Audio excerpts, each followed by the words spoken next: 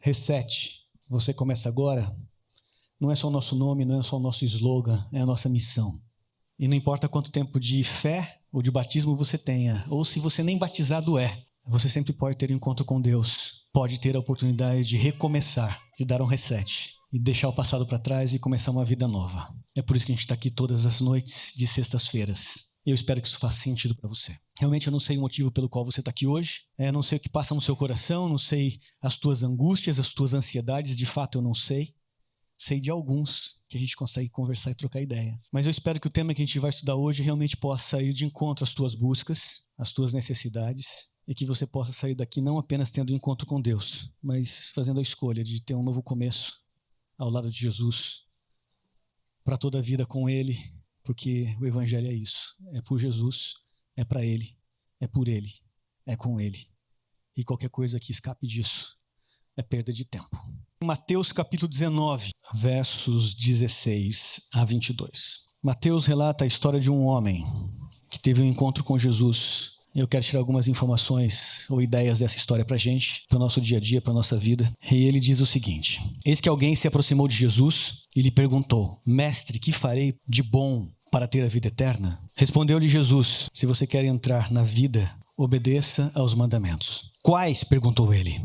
Jesus respondeu: não matarás, não adulterarás, não furtarás, não darás falso testemunho, honra o teu pai e a tua mãe, e amarás o teu próximo como a ti mesmo. Disse-lhe o jovem: a tudo isso tenho obedecido, o que me falta ainda? Jesus respondeu: se você quer ser perfeito, vá, venda os seus bens e dê o dinheiro aos pobres, e você terá um tesouro no céu. Depois venha e siga-me. Ouvindo isso, o jovem afastou-se triste, porque tinha muitas riquezas. Bom, evidentemente essa história, ela é uma história que não pode passar batida. Ela é uma história que não pode ser colocada num segundo plano. Porque essa história é uma história que fala de buscas, de desejos, de ansiedades, de necessidades, de sonhos, de metas. Essa é uma história que fala sobre escolhas e sobre o que acontece com cada um de nós quando a gente se depara com o Cristo. E eu preciso dizer uma coisa para você que está aqui hoje. Aqui você vai ter um encontro com Cristo hoje e você vai ter que fazer uma escolha, todos vocês.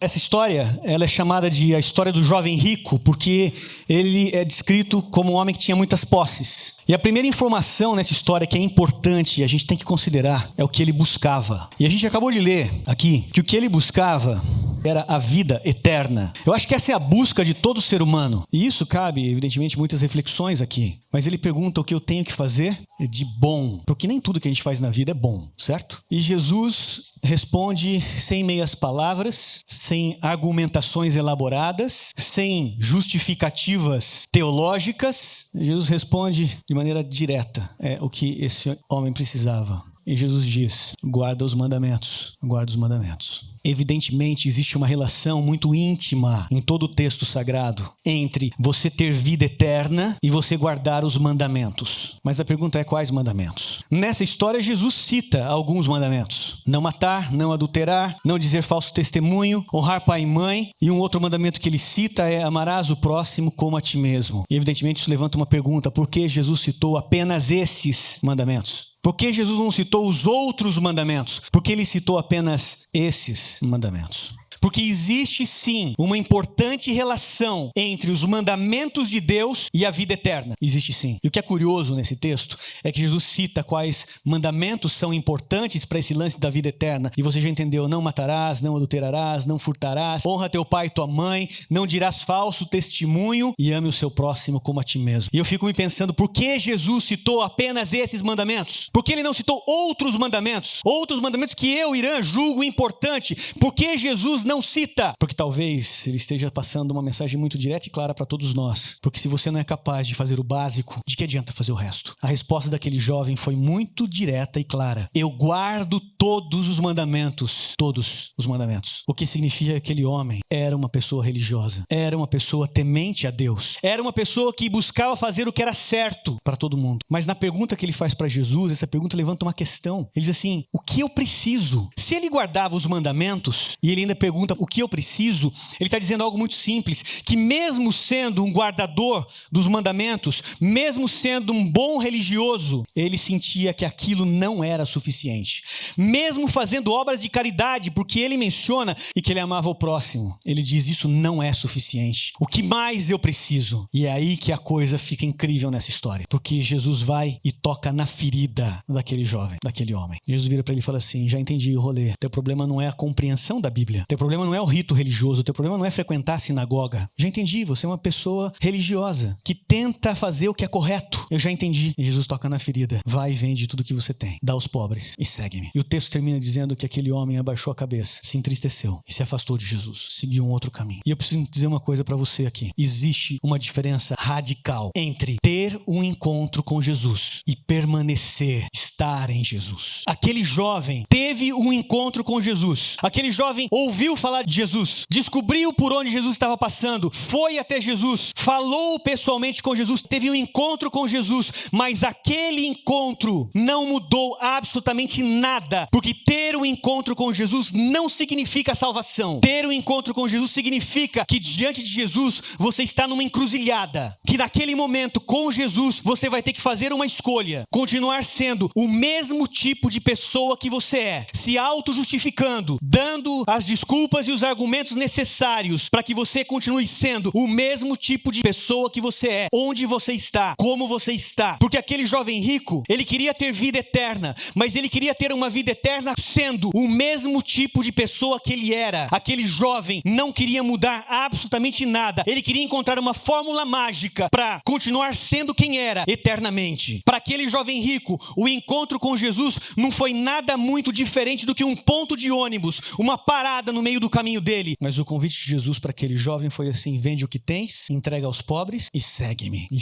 porque existe uma diferença radical entre você ter o encontro com Jesus e estar em Jesus, com Jesus, permanecer em Jesus. E essa é a escolha mais importante que você vai ter que fazer em toda a sua vida. Eu tenho amigos, muitos amigos, que tiveram encontros com Jesus, não um, vários, e continuam sendo o mesmo tipo de pessoa que sempre foram. Para o jovem rico, Jesus não fez diferença na vida dele. Eu não sei qual é a tua ferida, não sei. Eu não sei o que é que te prende a ser o mesmo tipo de pessoa que quando tem um encontro com Jesus, encontra argumentações filosóficas, teológicas, mentais, psicológicas, para se auto-justificar e continuar sendo o mesmo tipo de pessoa que você é. Eu não sei o que é que te impede, o que é que te segura. Para aquele jovem, era o desejo pelo dinheiro, pela reputação, pela fama, por ser reconhecido e respeitado por aquilo que ele tinha. Para ele, isso era muito mais importante do que estar em Jesus. E eu não preciso dizer para você que estar em Jesus significa mudança. Você é livre para tomar suas decisões, para escolher estar em Jesus ou continuar seguindo o teu caminho depois do encontro com Ele. Você é livre para isso. E eu queria fazer um convite para você estar em Jesus ao sair daqui hoje. Parar com essa fissura doentia de que eu frequento a igreja, então tá tudo legal com Deus. Que eu creio em determinada ideia, teologia, crença, então tá tudo legal com Deus. Essas coisas são importantes. Viver em comunidade, ter crenças, são importantes. E elas nos ajudam a ter um norte, um caminho. Mas eu quero fazer um convite para você parar com essa fissura de achar que isso é suficiente para a vida eterna. Talvez esse seja o recado que Jesus está contando na história do jovem rico, quando ele diz assim: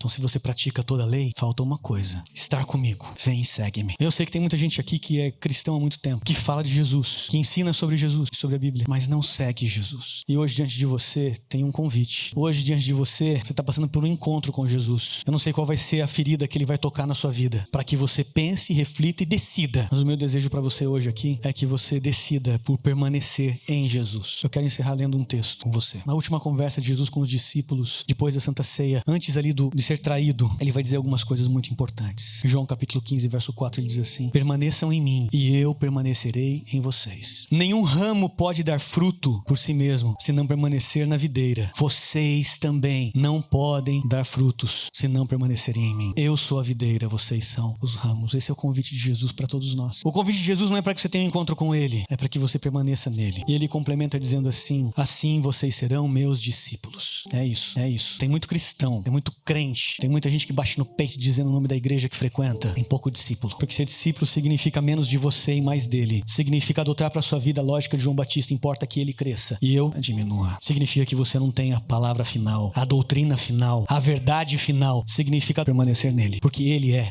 Para de querer ter um encontro com Jesus.